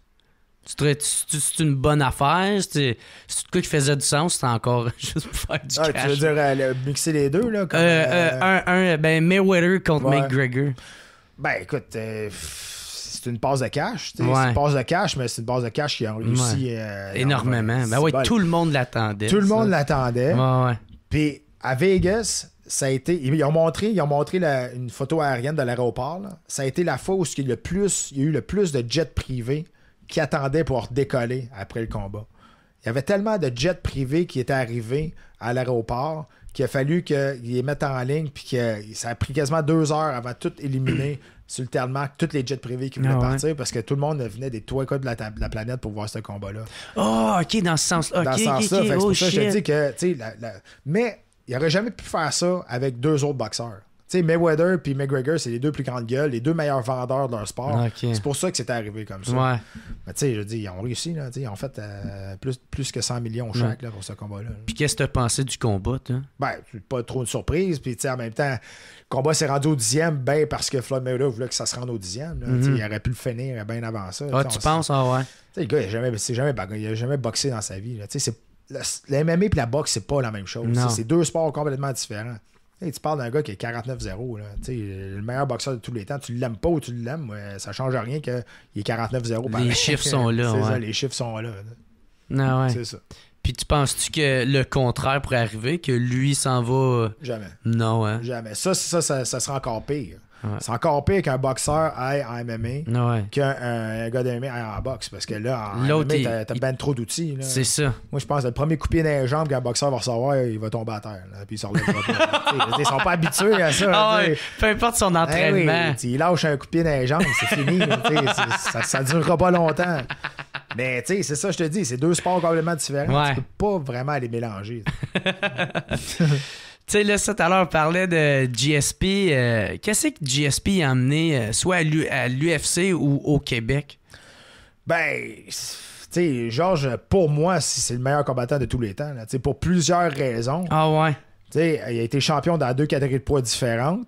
Ce que du monde ont déjà fait. Sauf que lui, tu sais, il a défendu son titre à plus que 9 fois aussi dans les 170 livres. Ouais. Mais ce qui vraiment distingue Georges, c'est que tu regardes les autres plus grands de la planète. Tu regardes Anderson Silva, tu regardes John Jones, tu regardes tous les autres. Ils se sont tous fait pogner pour quelque chose. Georges est clean. C'est un athlète. C'est un athlète. Ouais. Il est clean. Même si le monde le regarde, voyons donc, il est sur le jus. Ouais, mais prouve-les. Je dis, puis ça serait bien capable de se faire pogner aujourd'hui, vu que c'est lui pendant 4 ans qui a parlé contre les. Ce serait pas fort. Ça serait un peu innocent. Mais, techniquement, il revient après 4 ans, il se bat contre le champion du monde à 185, il s'en va le battre. Puis pour moi, Georges, il est un petit peu, il a un toc, là. Il sait pas faire grand-chose d'autre que se battre, là. Mais ce qui sait, ça, il le fait bien en maudit. Pour là-dessus, pour moi, c'est le plus grand combattant de tous les temps là, dans les arts martiaux mixtes. Mm-hmm. Puis maintenant, si t'avais un dream fight à faire, peu importe qui, peu importe le temps, c'est intemporel, ça serait qui que t'aimerais ça te battre? Moi, me battre? Ouais. Mettons, à l'époque que toi, t'aurais voulu. Ouais, ben écoute, moi, sérieusement, j'aurais vraiment, vraiment, vraiment aimé ça me battre contre Vitor Belfort. Quand les deux, mettons, on aurait été à notre top. Là. OK. Ça, j'aurais vraiment aimé ça. C'était lui et Tito Ortiz au début, là, c'était vraiment les deux combattants que je regardais et qui m'ont comme inspiré. Puis j'aurais vraiment aimé ça, me battre contre lui. Mais tu sais, Dream Fight, je dis, c'est dur pour moi d'aller plus haut que me battre contre Anderson Silva et Tito Ortiz. Ces 2 gars-là, c'est 2 légendes. C'est ça. Puis toi, tu as eu la chance de te prendre compte. C'est ça. J'ai croisé le fer. C'est bizarre. À toute fois, on me dit, c'est quoi tes plus beaux souvenirs? C'est tout le temps quand j'ai perdu. C'est de même, mais c'est plate, mais c'est ça. Ah ouais. Puis, ouais, ben, crème, je pense que c'est pas mal ça, man. J'avais. Ah, ouais, il y en a une couple, je voulais savoir. Bossé contre Jean-Pascal. Ouais. Qu'est-ce que tu penses de ça? Écoute, je pense que le monde n'a pas beaucoup pogné à ce combat-là. Il n'y a pas beaucoup de billets de vendus, là, mais Bossé, moi, c'est un de mes bons amis. Puis, whatever ce que le monde pense, là, lui, il s'est entraîné pour aller le battre. Il pense vraiment dans sa tête qu'il s'en va gagner. Mm-hmm.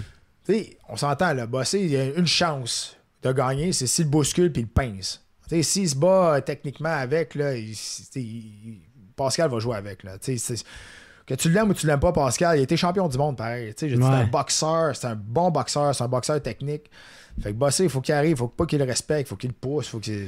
Whatever, tu sais, faut qu'il swing, puis qu'il rentre ça comme un street fight quasiment, parce que s'il boxe technique, là, ça, je pense que ça va être.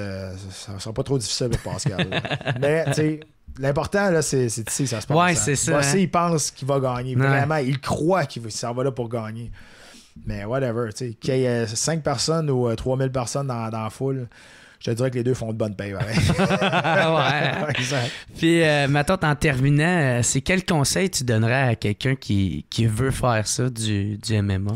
De bien s'entourer, de trouver une bonne équipe qui veulent t'aider, de ne pas servir juste à chair à s'entraîner aux autres qui sont plus populaires, de garder l'esprit ouvert, de prendre les conseils de tout le monde. Puis, tu arrives chez vous à la fin, ben, tu sacs à la poubelle ce que t'aimes pas, puis tu gardes. Mais, vraiment, juste de garder l'esprit ouvert, puis d'écouter tout le monde, puis de bien s'entourer, puis pas sauter les étapes, puis pas avoir trop la tête enflée.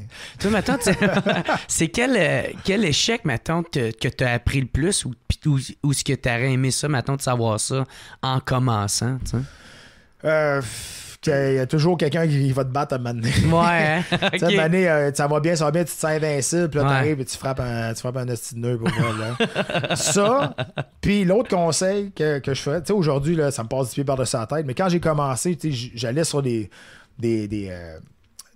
sites de discussion, des forums de discussion, le monde me parlait de moi, puis du monde, je connais pas pantoute, puis là, il me disait que j'étais de la merde, puis il y en a d'autres qui disaient, ben non, fucking.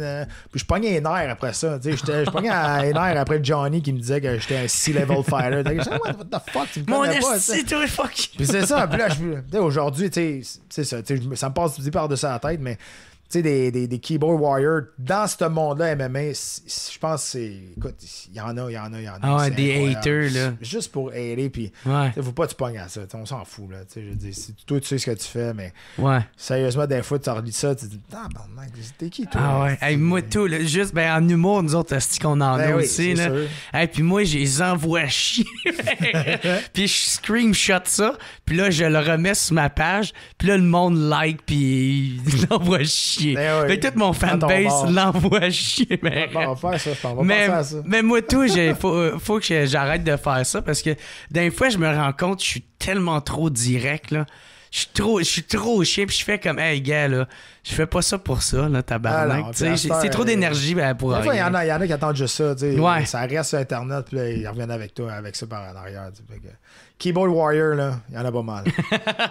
Yes. Hey, ben, merci beaucoup, man. Patrick Côté, man. Je suis vraiment content. C'était super cool. T'as-tu eu du fun? Ouais? Yes, c'était vraiment cool. Yes, puis maintenant, si on veut te voir, c'est à RDS. Tu RDS, quasiment à tous les samedis. Là. Ben, tous les shows qui existent, on le fait à RDS.